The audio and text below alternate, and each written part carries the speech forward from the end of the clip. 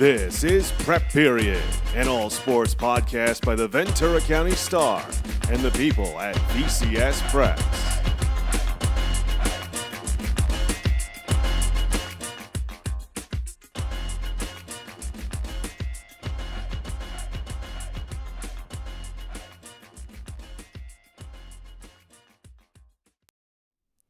Hello and welcome to episode 20 of Prep Period, the Ventura County Stars All Preps, All Sports podcast. My name's Dominic Massimino. He is Joe Curley. Joe, can you move around so I know you're not frozen? Nice. Getting off to a strong start. Joe is frozen.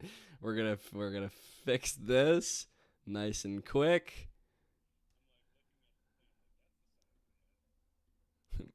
I could have sworn I was looking at the camera. There we are. That's right. I think this is 2 weeks in a row that we are going to do the redo the intro live on camera, and only you guys get to see it. Only you valued live listeners get to see. Luckily, I don't think there's very. They're moving. All right. Boom. All right, you ready? And take one, two. And a two. And a one. Hello and welcome to episode 20 of Prep Period, the Ventura County Stars All Preps, All Sports podcast. My name is Dominic Massimino. He is Joe Curley. I got it this time. I was itching to go this way, but I went this way. We are sports reporters here at the Ventura County Star, bringing you all the sports news you need to know heading into this winter season. So if you're new to the show, if you haven't been with us through football, through volleyball, through cross country, if you're a parent or a player or a friend of a player who is in one of these winter sports, start tuning in because we are going to be talking soccer. We're going to be talking basketball. We're going to be talking wrestling. We're going to be talking what am I missing, Joe? What are our other winter sports? Girls water polo. Girls water polo. That's right. That's it. There's only 8.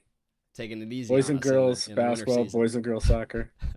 Yeah, it's the quick one. We got to get on it. This January is very heavy season here. It's because pretty soon you blink and we'll be in the middle of CIF playoffs for winter sports.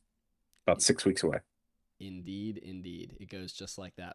So that's mostly what we're going to talk about today is those winter sports. You know, we did a little check-in last week, Joe, on kind of some of the stuff that we had missed on our very short respite from covering sports over the holidays. But even crazier stuff has happened in the week since then. It happened so fast. But before we get started, you got anything you want to say to the people before we dive in? No, I've got a nice heavy coat. I'm ready to get out there and watch some soccer and follow. We've got some great teams off to some fast starts, and off the top, we've got one of the biggest pieces of news for the entire season. Oh, thanks for that segue. That was good, Joe. You're a seasoned vet, man. Yeah, let's just jump right into it. The big story that I was teasing, I think, at the end of last episode, we got reported, we got out there, we got it verified, confirmed, is that Westlake's Livy Elsecarry set a national record. That's right, national. For steals in a game with 25 in a win over Santa Barbara on December 20th. We took our time going through the tape, going through the film, making sure that nobody's finger slipped on a keyboard somewhere, inputting stats and put that in wrong. And clear as day, 25 steals for Elsecarry. She's averaging almost 10 steals a game, just like absolutely absurd, bonkers numbers. For her, just a super, super talented guard. I got to talk to Livy about the performance, about her kind of attitude as a player, where that kind of defensive tenacity comes from. That was really cool. But yeah, so the previous record was 24 steals set all the way back in 1992 by a player by the name of Sarika Hammonds of Parkwood High in North Carolina.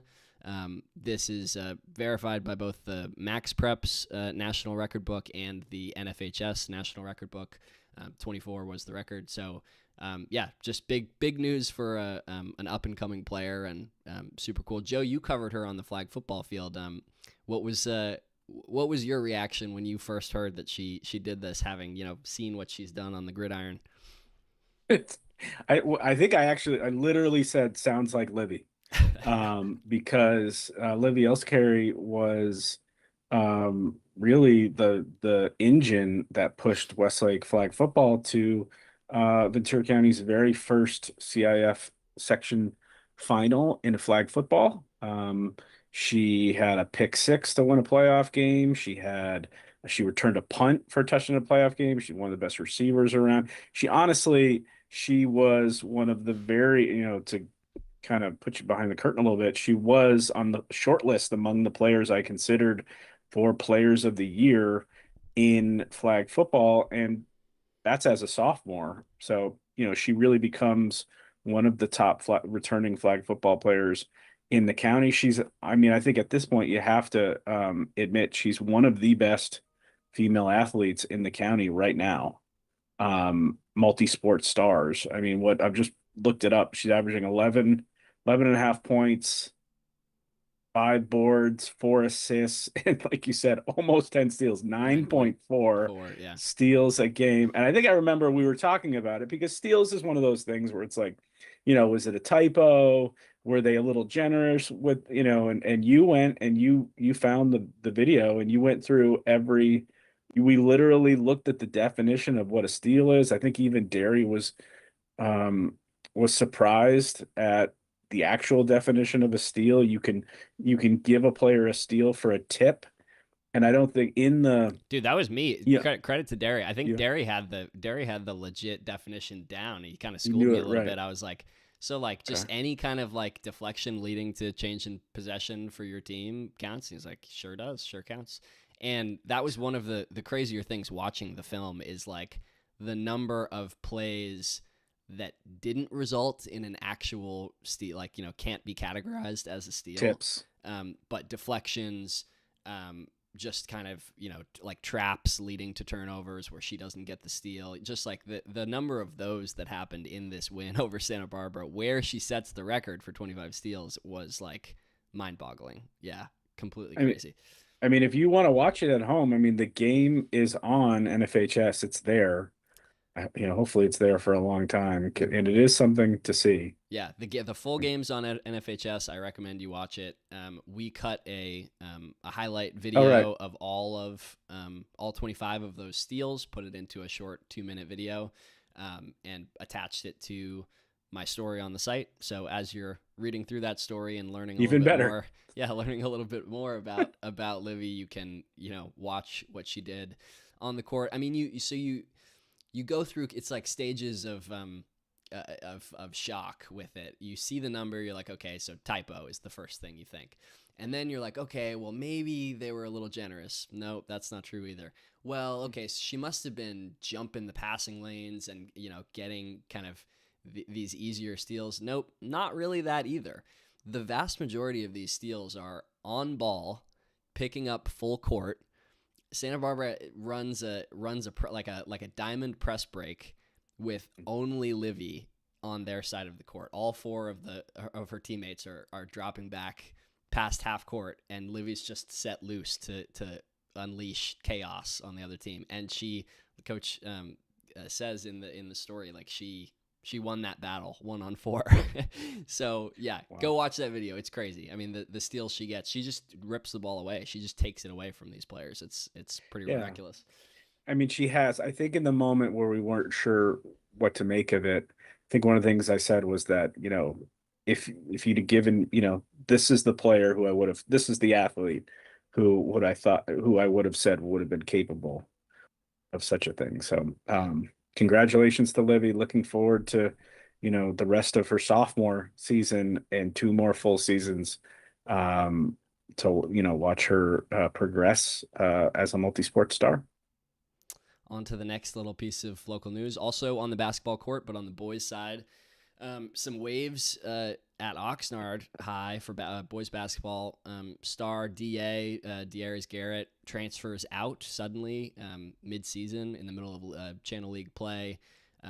He was leading, I believe it was immediately following a game against either San Marcos or Santa Barbara. It was one of the 2 Santa Barbara teams. He at the time was leading the Yellow Jackets in scoring at 13.6 points a game, 2.4 assists, 4.1 rebounds. I caught one of his last games in an Oxnard uniform, playing that Gonzales Road rivalry game against Pacifica at home. He had a great game in that win. Has scores the deciding points in that game. So a little abrupt, and one of our top players, without jumping too far ahead, a player that we were going to have ranked pretty high in these player rankings, who we had to remove because we don't currently know where he is going to end up, whether he's going to stick around in the 805 or going to be moving on elsewhere. We checked in with DA. He said nothing is firm yet. There were some rumors out there online that Newbury Park was going to be the destination. Checked in with Coach Jordan Jamestown. He said there's no news of that. He doesn't know anything. So currently we don't know what's going on there. We're tracking that situation. One of the top boys basketball players in the county for sure. So something to keep an eye on, Joe. Yeah. Yeah. I mean, we don't know much beyond just the fact that it's a kind of like a mid-season injury sort of thing, where not that he's hurt, but that you've got a team that's lost a key player and now has to adapt to life without that player. So we'll track the Jackets and see how they progress, and then obviously wherever he ends up is going to be news. You would think it would be soon. You would, especially if he plans to move and play this season. Yeah, I mean, we've seen, especially in football and other sports, a player moves and can regain eligibility, so he could play somewhere else locally, as long as there's a valid move. Yeah, expect his Oxnard co-star, former Oxnard co-star Mikey Duran Morales, another ranked player for us. Expect to see that usage skyrocket for Mikey, because those guys were kind of splitting, the sort of lead guard duties and the usage there, and I'm sure Mikey's going to be having the ball in his hands a lot more coming up. And then I'm going to jump ahead one, Joe, on our rundown, just to kind of the bigger piece of news here. Something we've been tracking for a long time. Credit again to Derry Eads, who's always kind of keeping his head on a swivel and keeping us aware of all of these records coming up. We've written a little bit about Ventura High, girls basketball reaching that 1,000 win mark. We wrote on that same night, Kai Stanlin set a record for I believe it was 3-pointers in a season at Ventura High. The big news now is career, right? No, 3-pointers in his career. That night it was 3-pointers in a season. The same record, the same night. Halfway through the year? Yeah, I believe it was. Yeah. Oh my. Okay, that didn't sound right. I'm glad we clarified. Yeah. Go back and read the 1,000 win story. I believe that was the record that she set on that same night that they got to 1,000 wins against Pacifica. Kai Stanlin, senior guard, joins her dad, Jeff Stanlin, who is the head coach at Oxnard for boys basketball, as leading scorers in Ventura High history. So Jeff is the leading scorer on the men's side. Kai is now the leading scorer on the women's side. She's also already the program leader in assists, in 3-pointers, and her 32-point, 3 assist, 3 rebound, 3 steal performance against San Marcos gets her over that mark. She only needed 16 points. She doubled that up in a big performance against a good San Marcos team. Just an incredible career for Kai Stanlin at Ventura. To do this at such a storied program, to stay there all 4 years and kind of accomplish what she has is pretty awesome, and excited to see what she accomplishes in the rest of this senior season. Yeah, there's been a lot of great players who have put on the yellow and gold, so the yellow and black. So, to be able to do that there is big time. She obviously has been, one of, if not the best player in the county the last, her career. So she's looking to finish strong. And then we have this other kind of horse race situation going on, which is going to be fun to track the whole year. Let's call this our Deuces stat of the week, because it is yet again something that Derry's put us on to. is yeah, you can correct me with the actual data once you have it in your hand, Joe. But this past week, the county 3-pointer record for career 3-pointers, which was 273, held by Santa Paula's Sarah Ruiz, fell twice by 2 players. One we've talked about already, Kai Stanlund of Ventura High. She had, I believe it was 7 threes in that 32-point performance. So she goes ahead and gets it first. And then a player that I love writing about, love covering, certain players and play styles you just have a soft spot for. Danny Rocha at Camarillo, senior shooting guard, has been a sharpshooter for multiple years. We'll talk about her in these player rankings. I think Derry said had 5 threes in the first half of a blowout victory, and then doesn't play much in the second half. Has not big ramifications for that game, but has big ramifications for who holds that record for last week. We'll see what goes on this coming week, the week after that. It's something we'll be tracking as these two kind of race each other to the finish line to see who's going to have the county 3-pointer record at season's close. Joe. We'll just quote Derry because it's better than we can say right now. This is a literal text from Derry Eads. It's not Maris Mantle or McGuire Sosa. Ventura County has its own chase on for the rest of the season. It's literally writing leads. Joe, as you read that, I'm going to check on something. I'll be right back. Okay, cool. Yeah, I mean, Derry, not just putting us onto the stat, but also, putting it into context. So obviously Stanley and Rocha Benacourt will go back and forth. They're both in the high 200s for career threes. Career threes. So they're both in that situation. And so, I mean, it could be like a Lawler's Law situation where it's like first to 300 threes wins it maybe. The other thing Derry gave us was Stanley and Charisma Flores. Charisma Flores now. Yeah. 5th and 6th. They could be the 5th. There's been 4 county players to get 2,000 points. Both Flores and Stanley are on pace. They're both up over 1,800 points. So they're on pace to get up over 2,000. So there's another horse race for you. See who finishes. They used to play in the rivalry in Ventura together, and now they're on opposite ends of the county, but still, competing for most productive player in the county. Definitely, and for anybody hearing Charisma Flores and scratching their heads, so Charisma Lewis, former Buena Star, who's now at Oak Park, changed. She had a legal name change. Found out today from Charisma. She just texted us, let us know. So if you see Charisma Flores, it's the same player. That's who we're talking about. And a perfect kind of segue to just hitting quickly on what's going on at Oak Park right now. That super team that I wrote about, kind of starting to form this summer. You bring in a WNBA scout as the head coach.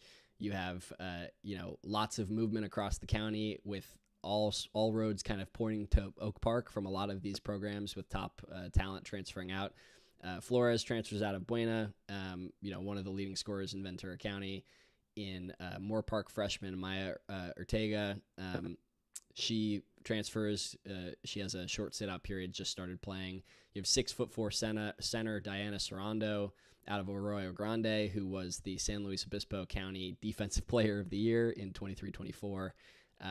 They join Ava Rogerson, talented guard, Maya Deschâtel, who's got multiple D1 offers in Eagles uniforms, and then you have freshman Marley Burko, who has an offer from UCSB, which is where Flores is headed next season. Just like the talent on this roster is mind-boggling, and it's showed on the court. They're 12-5 right now.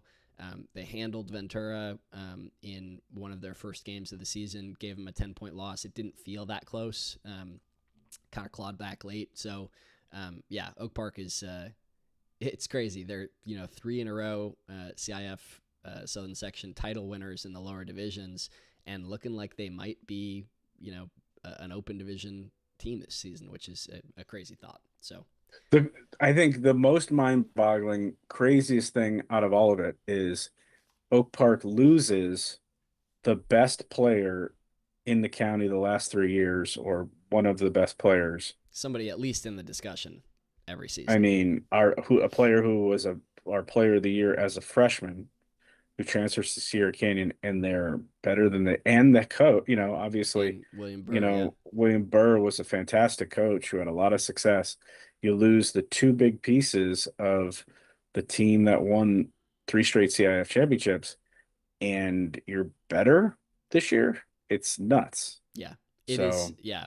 Delaney White leaving your Delaney program White. and getting better is like doesn't make any sense. It doesn't make any sense. It's like, rather than But here we are. LeBron going to the Heat, it's like if Dwayne Wade had left the Heat and then they had found a way to replace him and still added Bosch and LeBron. I don't know. Is that a dated reference now? I love that you went with that super team, because I think I put maybe it was in some tweet, some Twitter caption or something. I put Oak Park's doing its best Heatles impression, because that's totally what is happening. Like they've brought in so much talent, and so much of it has come through transfers and that kind of thing. It's a sign of the times, if you will. Just what's happening over there, but very fun to watch. Joe, you want to? I guess I can talk a little bit about I'm trying to decide if I should save just some of this basketball talk for just when we're talking about Sure. stuff. Yeah, the first period's been long enough. Let's remind people of our coverage. VCStar.com, VC Star app. The actual newspaper is still being printed. If you still want, the actual paper in your hand, I suggest you get a subscription. And VCS Preps on all social media. That includes X, Instagram. Why am I blanking on this YouTube page? Blue Sky. There you go. I'm the only one posting to that right now, but it's there. And then if more people go there, we'll do more there. So the pod's on YouTube. It's also on Spotify and Apple Podcasts if you prefer to listen that way rather than having the video. Do not watch this YouTube video if you're driving a car. I know. Exactly. But yeah, wherever you want to find our content, you can right now, except for TikTok, which we keep talking about, but we'll see when that happens. Yeah. I'm literally going to get that is going to happen. So follow us on TikTok as well, and we will meet you there. One thing to mention right now, it just actually got pushed out via alert, is our boys basketball Reader's Choice poll. Last winter, our winter polls did fantastic. A lot of people locking in and showing support to their athlete, their school. There's 41 players from, did we get every program? Almost every program in the county. So almost everyone should have somebody to support and keep those votes coming in. I scheduled it to end Monday, so that may be updated. I actually have to ask our boss if that's when he wants it to end, but as of right now, that poll is scheduled from now until 5:00 on Monday. I mean, you could imagine the names that are on there. I mean, I can just say some off the top of my head. Logan Stotts, Dylan McCord, Rashai Moody, Brady Sullivan, Hank Baskett, Jaden Holmes, Bryson McGee, Ashton Brown, Rook Johnson. I mean, we got like an all-name team here. JJ Ward. The names Christian on the boys' Slowey. basketball side are crazy. I love it. You mentioned Duran Morales, Tyson Howarth, Tristan Cardoso, Justin Albert. Anyway, I'm not going to say all 40, but they're all here. Give them some guys. love. It just went up, and I'll just say Will Jones of Pacifica is out to an early lead. It's Gonzalez Road. Will Jones and Mikey Duran Morales have most of the early votes. Two guys who are going at it in that game I covered just a couple days ago. That's awesome. On and off the court, they're going at it. So that should be a fun week. So yeah, we like I said, was one these polls some of the most heavily enjoyed content that we had all last year. So I imagine we'll have girls basketball next week. Hmm. And after This that, it's week, my girls turn. basketball coming this week. Oh, well, your player list The will drop the this week. poll The will be poll will next be week. next week. Yes. Yeah. Poll will be next week, and then it's on me to get the soccers done. We'll also hit some wrestling, and maybe I convince John to do our first water polo poll. Exciting. Ventura Orthopedic Athletes of the Week. We'd like to give them a shout out in this spot of the pod. Mason McDonald, Westlake girls basketball senior. Obviously, we already gave you some Westlake girls basketball content. How about another transfer from Harvard Westlake? Had a breakout performance last week at the start of our minor league play on Tuesday. She had a career high 32 points, going 5 of 8 from 3-point land. I love the 3-point land in there. Was that you or John that wrote Nope, that? that's Probably John. John. That's John. You know what it is? That's Johnny Most. That's his Boston upbringing in there. To lead the Warriors to a 51-34 victory over Agura on Friday. She had 29 points in a 61-47. Man, You got it. numbers are Work trouble. through it. 61-57 win over Calabasas. She's averaging 22 points per game for Westlake, which is 10-7 overall, 2-0 in the Romani League. Why don't you do the boys basketball one? I just want to say I do love the Madison McDonald's Harvard Westlake to Westlake transfer that brings. She dropped joy. to Harvard. Yeah, it just dropped to Harvard. Yeah, on the boys' side, it's our player of the week, or athlete of the week, Ventura Orthopedic. Athlete of the week is John Caleb Moreno, senior from Rio Mesa. The 6'1" guard led the Spartans to 2 Channel League victories last week. On Monday, he had 25, 7 boards, and 4 steals in a 50-40 win over Buena. Then he had 31, 7 boards, and 5 steals in a 63-57 win over Ventura, taking down both of those big Ventura public schools. Did that one on Wednesday. Moreno capped his week, compiling 13 points, 4 boards, 4 steals, and 2 assists. That's a mouthful. In a 60-50 loss to Oxnard on Friday, pushing the Yellow Jackets pretty hard there. Moreno's averaging 17.8 points per game for the Spartans, who are 13-7, 3-3 in Channel League play, and he, spoiler alert, is one of those ranked players, as is Madison McDonald for Westlake. All right, so let's hit second period up. What we're going to do is just talk a little bit about your midseason basketball top 40 player rating, boys basketball, which published last week or when? Published on the 12th. Yeah, published So yesterday. it's published this week. Yeah, go ahead and well, let's focus on the decision to go with Logan Stotts of Moore Park at number 1. Yeah. What went into that decision, and yeah, tell us about Stotts. Yeah, it's a good question. I feel like, there's always some level of subjectivity that goes into these rankings. We start as objectively as possible with the numbers because the numbers don't lie. And the numbers say something very clear about Logan Stotts is that he is a bucket, as the kids say, Joe. He is a pure scorer, a 3-level scorer, as they call it, somebody who can shoot the 3, who can get to the mid-range, get to that jumper in the mid-range, and can also finish at the rim. He's a very decisive player. Just watching him play, not a lot of time taken to make his decisions on the court. If he's going to drive, he drives. If he's going to shoot it, he pulls up quick. If he's going to make that pocket pass to a roller, he does it fast. He had 40 in the Musketeers season opening victory over Canyon, which is the same team that took down Bonnie in the crazy triple overtime game of last year's Division 2A Southern Section Championship game. He kind of came out. We knew about Logan Stotts already from thriving as an underclassman last year, but came out and sort of threw down the gauntlet with that 40-point outing. It's just the reason he goes number 1 is there is an extremely high value placed on players who can be your offensive engine, especially at the high school level, who can be the player every single night who comes out and generates the offense for the rest of the players on the court. So Logan Stotts does that. He's got the Musketeers cooking, the 3-0 in Coastal Canyon League play. So great player on a very solid team.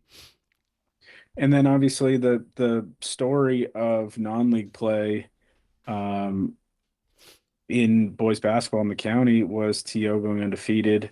Um, Part of the reason they got there, huge part of the reason they got there, obviously, is sitting there at number 2.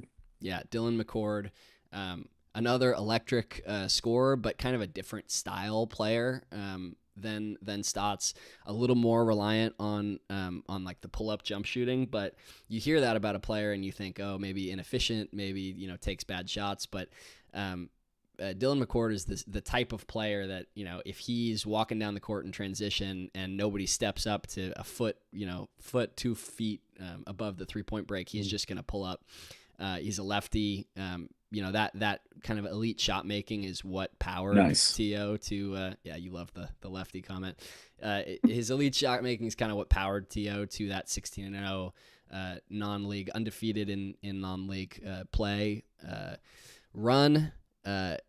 Just an incredible player. 21.5 points per game, hitting more than 4 3-pointers a game. And that kind of pressure that you can put on a defense when you're that much of a threat off the dribble as a shooter makes it very hard to scheme against you. He had a program record 9 3-pointers in a win over College Park, and he had 36 points in a win over Milken. So, another kind of explosive microwave scorer. There we go. Microwave, yeah, you like that? Vinny Johnson. We got Oaks Christian sophomore at number 3. Yeah, there's two, as we'll see, there's two Oaks Christian sophomores in these rankings. They're the two that are powering Oaks Christian right now. Brady Sullivan, talented guard. He was playing behind, the likes of Isaiah Garcia and Nick Giarusso last year in the backcourt. He was a backup, and he's kind of been able to thrive in a bigger role. He's the team's leading scorer, 16.4 points per game. He's dipped under double digits in scoring just 3 times this season, so pretty consistent. He had 26 in a win over Smoky Hill. So, he and the other Oaks Christian sophomore on this list that we'll talk about later have been, powering Oaks Christian to a very, very good start. Only 3 losses on the year. I love the photo of number 4, and you mentioned he's the most prolific dunker in the area. I mean, that's enough for me to argue he should be higher up on this list. Higher up on that list. Yeah, it's funny the things that stick with you. You make all these calls. You talk to these coaches. You say, describe so and so's game to me. When you ask Coach Pillars over at Calabasas to describe Johnny Thiefalt's game to you, he says, I think he might have the most dunks. This is anecdotal, Dom, but I think he might have the most dunks of any player in the area. Really athletic kid. You watch him on film, and that kind of pops. An aggressive cutter, when he's off the ball. He really likes to go up and punch it. So that's a fun player. He was a first-team All-Marmani League selection last year. Calabasas has a lot of guys who can score the ball. So it's not all about the scoring, but, he is scoring 16 points a game and pulling down 6 boards. Those kinds of players who have like the physicality, the athleticism to, guard really well, sometimes guard the opposing team's best player, and, be that explosive on the offensive end are super valuable. So he comes in at number 4. Number 5 was ready to go this season after playing in the football all-star game. I think I snapped a photo of him with the back plate of his shoulder pad showing, and it literally said, "See you on the basketball court," or something like that. I got to find what it actually said, but it was literally like, "See you in hoops." Yeah. So, Rajai Moody was a basketball player playing football, and he had such a good football season that now he's a multi-sport star. Yeah, incredible on the football field. Some of those highlight catches in the end zone for him as a tight end. Probably scared his basketball coaches a little bit, but made it through the season healthy, and he is back seeing you on the basketball court. He was a second-team All-County selection for the Star. There you go. See you in ball. I'm gonna screen grab that and put it on Twitter. That's so funny. It may be backwards, I think, but I'll send you the post. I'll send you the photo. He's averaging a double-double. He's got 19.9 points. Nearly 20 and 10. Yeah, and 10.7 rebounds per game. You got to think, the ability to go up and high point the ball like he does on the football field helped with that rebounding number. He had 29 and had 18 boards in a 2-point loss to Royal. That's kind of been a little bit the story of the season for CI. they had an incredible year last year, graduated a couple guys, and seems like Moody is kind of carrying the ship right now. They've had a lot of close losses to other county programs. So, but yeah, just putting up some kind of bonkers numbers is Moody. Number 6 hasn't played yet, right? Number 6 has not played yet, which should tell you everything you need to know about, what he's his quality and why he deserves to be here. Jaden Holmes for Oak Park has been rehabbing a knee injury. He got his knee cleaned up after last season, where he averaged 15.9 points, 10.2 rebounds, and 1.8 blocks per game. He is the only returning all-CIF player from last season, powered Oak Park from a tough regular season, barely making the playoffs, to having one of our deepest runs. They're hoping to get him back before the playoffs. It's going to be something we're monitoring moving forward. At 7, another big man who is been doing this kind of putting up these kind of numbers for a long time is Rook Johnson over at Buena. He's a senior, 6'6" center. He's averaging 16.6 points and 12.4 rebounds. Super skilled big, can step out and shoot it, can put the ball on the deck and get to the rim. Had 24 and 16 boards in a win over Del Sol on November 28th. Another one of those players, Buena's been struggling a little bit on the team side of things. But yeah, he's a tough cover every time he goes out there for the opposing defense. My concern for him, I know he can go up and down the floor, and I know he can go side to side, but can he go vertically? Yeah. Oh God, that's a bad dad joke. I apologize. Making chest jokes in the pod. I didn't even realize where you were going with that, and then it hit me. Oh my God. Rook, apologies for my co-star. Yeah, my bad. The second Oaks Christian sophomore on this list, it's a name you might recognize, Hank Basket, the 4th over at Oaks Christian. Very similar, I would say, style of player to Johnny Thifault over at Calabasas, which kind of makes me hope that they guard each other when those two play, because nice. Just super athletic wing. He's listed at 6'2", but he just plays so much bigger. He's scoring 12.4 points a game, pulling down 7.3 rebounds for red hot Oaks Christian. There's a video circulating right now from the Oaks Christian's win over Thousand Oaks of him just sprinting kind of into a screen, blowing up the action. Ball pops out and he just takes it the length of the court and punches it. Super athletic kid, disruptive defender. Fun to watch, and a big reason why the Lions have been doing so well. I wonder if he's going to be on the, if he's going to, can he be a receiver on the football team too? Very surprising, given the lineage that he has not been, out there for the Lions on the football field. Maybe you should do some. Lions could use a big target for sure. And then speaking of football receivers, Will Jones is next. Another basketball to football and then back to basketball star. How you saw him live recently? I did. Yeah. So I should say also, kind of circling back to the first question you asked me in this segment of like, how do you kind of decide who's going to be where? You can't see every kid play live, but you watch as much tape as you can on, game film and that kind of stuff. And you try and see as many of them live as you possibly can. I saw Oxnard and Pacifica play, and one of the biggest takeaways from that game, which Pacifica ends up losing by just 4 points, is wow, Will Jones is a dog on the basketball court. Just incredible touch around the rim. He's the kind of player who, he will take it coast to coast and just kind of get into the lane through a lot of contact, and he'll throw up a shot that looks like it, has no business going in. And he's got such good touch, such good body control that, he makes a high percentage of those shots, just, putting pressure on the rim, putting pressure on the defense. He's averaging 15.5 points per game, 2.5 steals, 3.5 assists since coming back from the football field. In that game against Oxnard, that loss, he had 21 points, 7 rebounds, and 3 steals. And then he had 26 in an overtime win over Dos Pueblos. So he can score, he can defend, he can do a little bit of it, a little bit of everything. But yeah, an explosive athlete, and he comes in at number 9. And then we wrap the top 10 with an Oak Park player who's, actually playing really well. Yeah. And, this is a player, I believe, if I'm not mistaken, Joe, that, when we talked about, you went and covered an Oak Park basketball game during that run. And I believe he's a player you texted me about and said, wow, I was really impressed with their with their Yeah. underclassmen forward. 6'5" wing. He was a sophomore last year. Yeah, has been carrying a big load, in the front court with Jaden Holmes out. Super athletic on both ends. He had, I think it was 36 points and 5 blocks this past week. So he's a rim protector.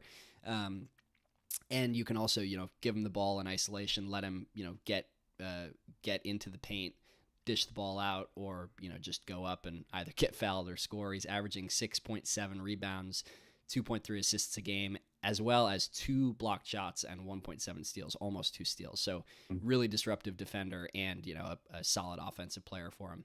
Yeah, there it is. 37 points and 5 blocked shots in a win over Newbury Park. So big time player. There we go.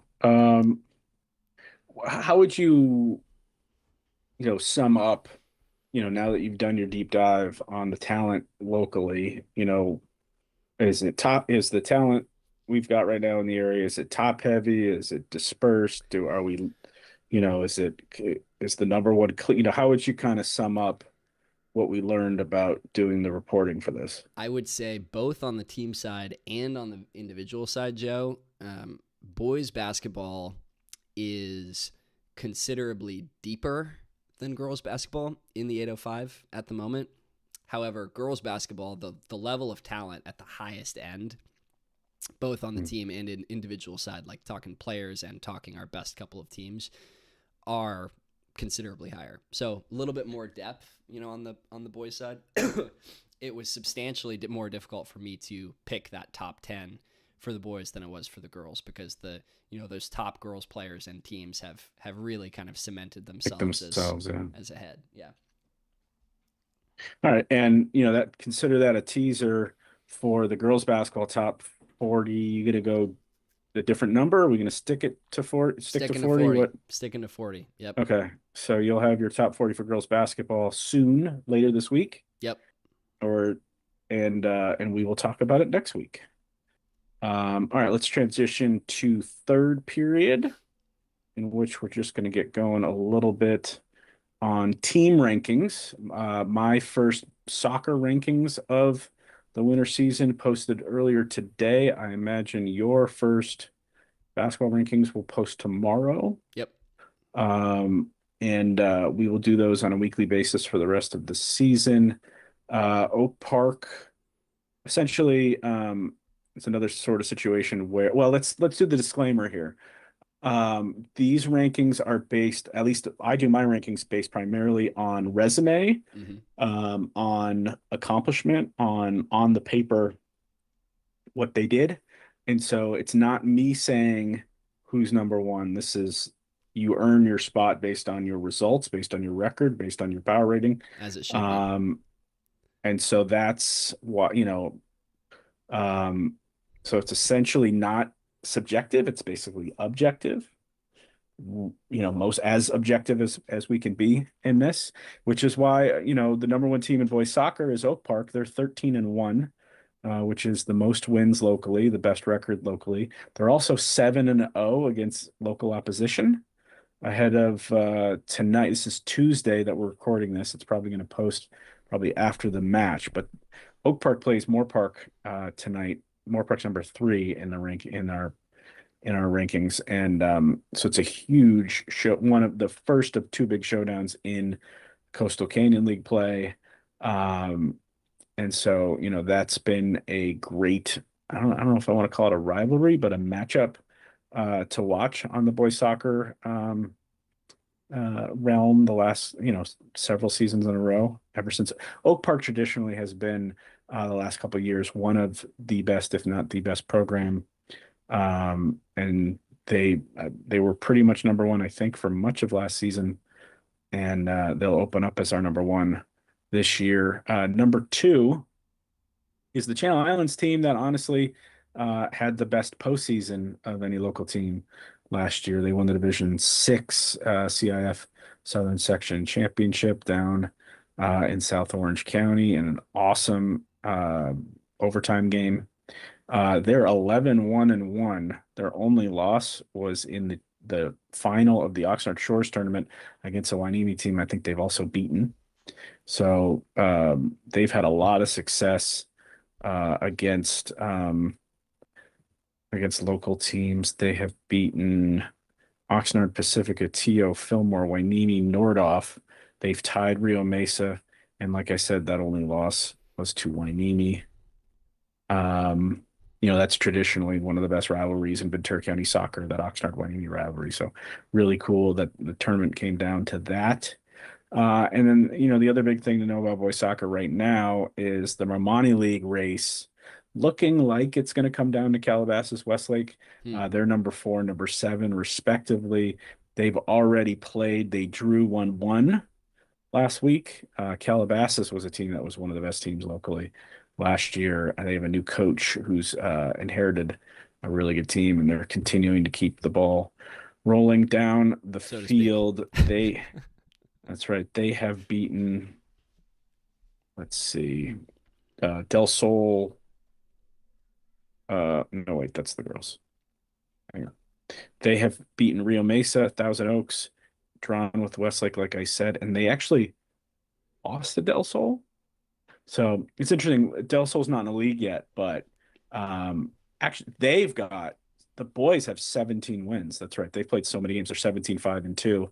They've played basically everybody without a league to play. Without league play, they played much of their schedule in non-league play. That makes sense. So the Del Sol boys and girls playing a lot of non-league play and looking like, certainly a program to follow going forward as they enter, I believe it's Coastal Canyon League play next year. And then on the girls' side, okay, gotcha. Yeah, they're joining Coastal Canyon.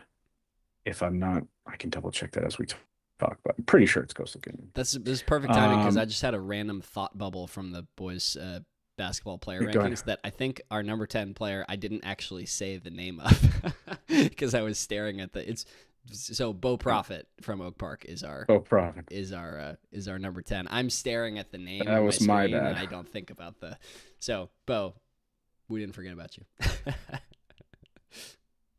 Okay. If I could spell releaguing, get there.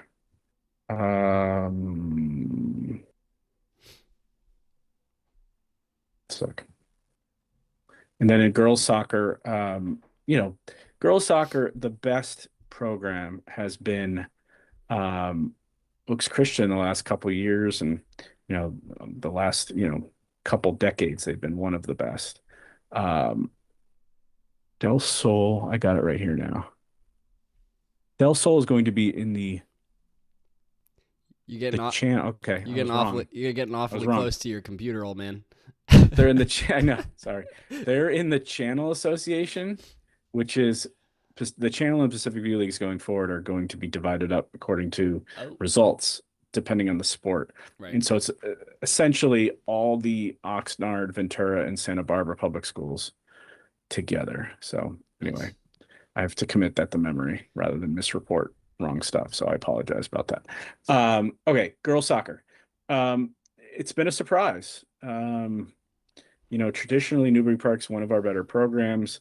The last 10, 20 years, Oaks Christian in, year out, has been a phenomenal program. They've made the CIF Southern Section Open Division tournament the last couple of years. Yeah. Honestly, one of the best programs in Southern California.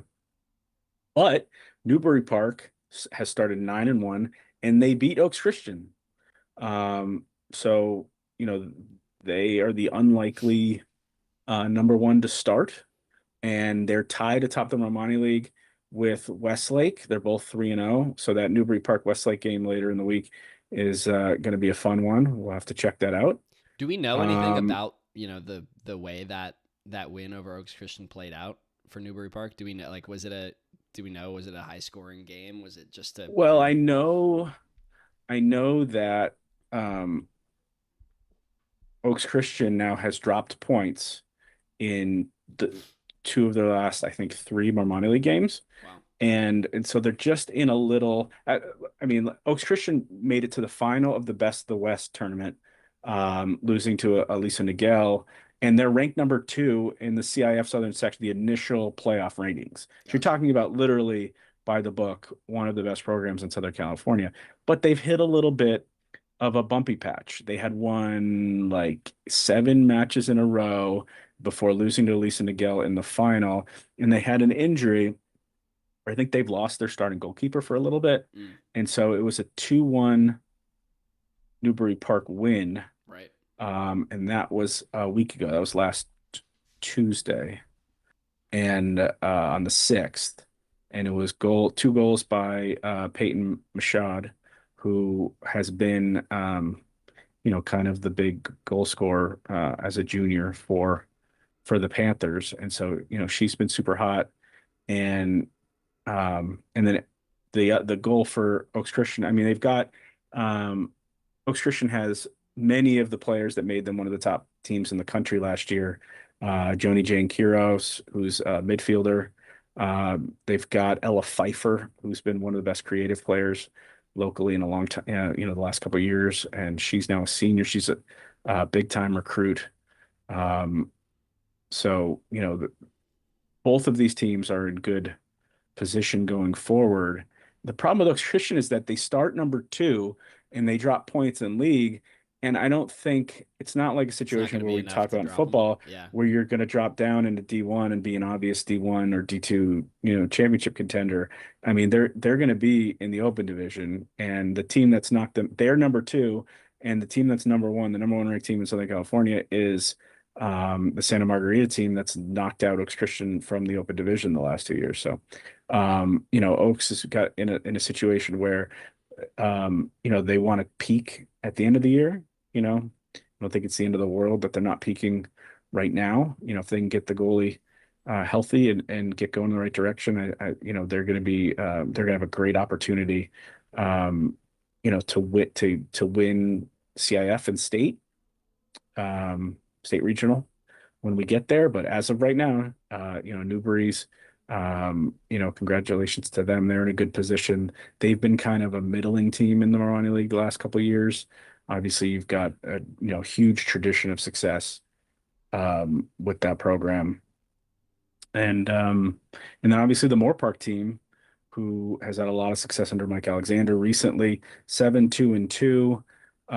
They're ranked third in my rankings. They're ranked fifth in the Southern section. So you've got 2 local teams that potentially are open division teams this year. So Moore Park's been a fantastic program under Alexander, and they've already beaten Oxnard, TO, Westlake, Royal, and Camarillo.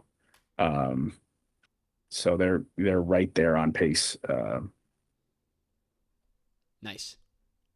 I So Before I talk about my boys basketball rankings, I bet you probably feel the same way, Joe. But I always feel a particular sense of pride when I look in those computer rankings and see something that I'm like, I'm not going with that. Like, I'm not.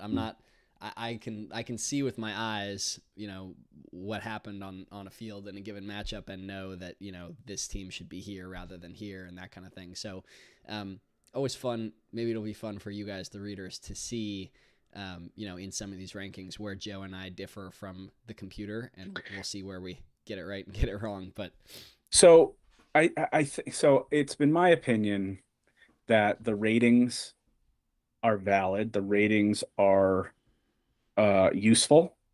But I've said repeatedly to many coaches, and I've said it publicly, that there's no silver bullet criteria. There's no one perfect rating system that's going to fully. There's a reason why the NCAA tournament is always how many 13 criteria or whatever. There's already, you need multiple criteria to accurately gauge. I mean, I think it's one of the main flaws of the CIF, the current CIF playoff system, is that you're not going to have any sort of number, any sort of formula that's going to be able to accurately boil down every team and every matchup. And so I think that's why we put it there. We put, in our rankings, we put what the CIF rating is, but it doesn't, we're not, it's not like I'm just going to rank every team according to the CIF rating, because it's not a perfect system.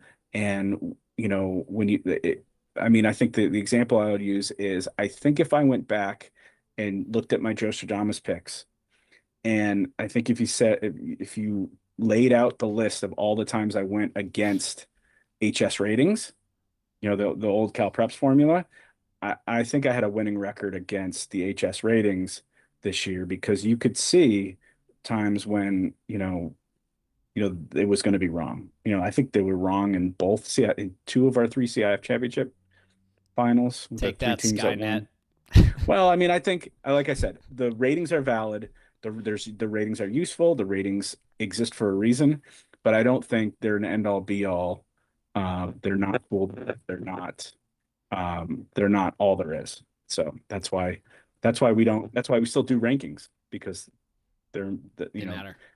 subject to the whole looking at the season from an objective point, from a whole perspective, and not just that number is important as well.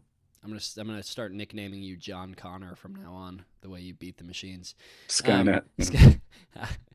So in boys basketball, it's been carnage in the first couple of games in the Marmani League, and that is reflected in our team rankings. The top four teams in our boys basketball rankings are going to be those top four teams in the Marmani League. That is Oaks Christian, Calabasas, Westlake, and Thousand Oaks.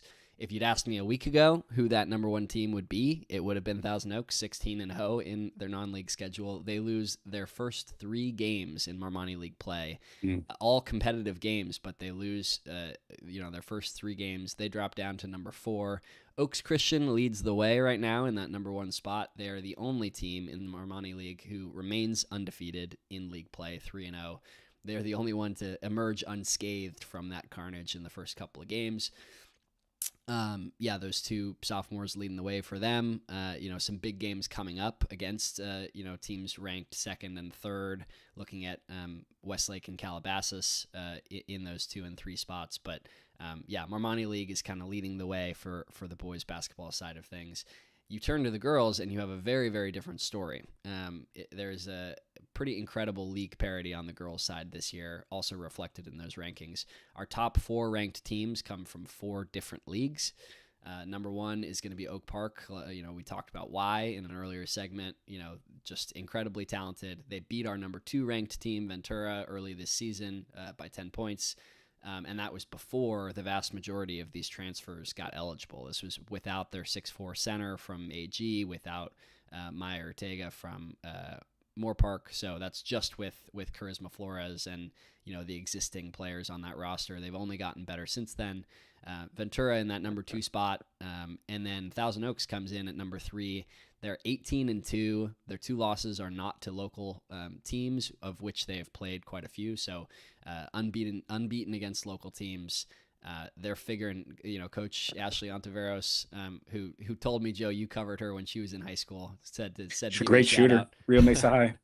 Rio Mesa High and Moorpark College. Really she has figured something out there, going from 5 seasons ago not winning a game in league to now being that Marmani League favorite. That's number 3, and then St. Bonaventure under D. Pinkard in his first season at the helm. St. Bonaventure Seraphs girls basketball comes in at number 4. Pushed TO to within 2 points in a game earlier this season. That's kind of the clear-cut top 4, and go check out the story to figure out who's in the rest of those spots. All right, let's quickly, before we wrap, just mention, we talked about the transfer portal and how it was affecting local products last week. We already have the first shoe dropping. Oxnard Stevie Amar Jr., the former Oaks Christian tight end, who jumped in the transfer portal, was one of the first names I saw jumping in the transfer portal from Boston College. Really big local news is he announced he's going to UCLA.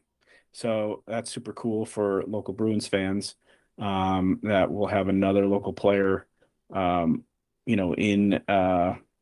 blue and gold going forward. He turns out played 3 games for the Eagles this year in Chestnut Hill, primarily on special teams. I don't think he caught a pass this year. That I believe that allows him to maintain his freshman eligibility. So he did not burn a year this year. He was a 3-star recruit and an all-county selection for us from the class of 2025. And Marmani League player of the year for basketball last year too.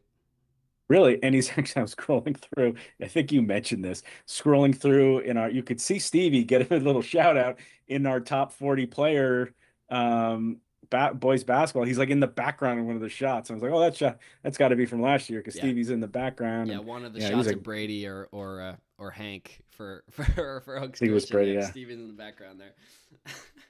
Nice, that's super cool. Yeah, no, so yeah, we got that one in the can. We're able to use it. All right. Good job, bud. I think that's a good start. Let's make sure we get our team rankings every week. So now you've done the heavy lifting with the basketball player rankings. Now it's on to me to get this done. I will say, we have some phenomenal soccer players. I can't wait to read those. We have some girl soccer players going to Power 5 conferences. We have some of the best soccer players in the country. Those of you that watched the College Cup and watched college soccer this year, we had multiple local players, in the playoffs in the NCAA Division One playoffs, and Duke made the Final Four with one of our former players of the year. So and hopefully future national team standout, Avery Oder, phenomenal winger. And she's only a sophomore she was a freshman for the Blue Devils. So and also the U.S. women's national team is playing later this month. We should mention it if you haven't seen, in Santa Barbara. So a rare local. Wow. The issue is that none of our local soccer players, I think, are in the squad. I'll have to check because McCown. McCune was McCune, she got married. So after the season they made it all the way right to the NWSA SL final again. I think it's her third time. She was voted Defender of the Year in the NWSL, but I don't think she was on it. Basically, I think congratulations to Tara. She got married, so I think I think she was not available for this call up. It's a shame because it would have been really cool for her to be here locally. But life, congratulations to her and her family on her nuptials, and looking forward to seeing her next season. Awesome. Go check out boys basketball player rankings. Go vote in that poll for your favorite, your teammate, your kid, your friend, in those vote early and often player rankings. You can vote as many times as you want. Important note. Keep an eye out for those girls basketball player rankings and the poll, probably coming early next week. Go read Joe's boys and girls soccer team rankings live on the site right now. Girls and boys basketball team rankings coming probably tomorrow. To come. Yeah, tons of stuff to read. Read that feature story on Livy Elsakari's national steals record. It's a great story. Thank you. Yeah, well, so much on the site right now. Joe's had some stuff on. You had I guess we've talked about it before, but the All-Star game, the coaches winning those awards. Go read everything. Go Google our names and read all our stuff. Dang it. That's right. And stay tuned because we will have another loaded show next week. So, got anything else, Joe? No, Dom, great job. Appreciate it. Good work. Thanks for sticking around with the technical difficulties. Yeah, and I only froze once, so we good. Awesome. Got it out of the way early. Awesome, guys. Till next time. Good job, Dom.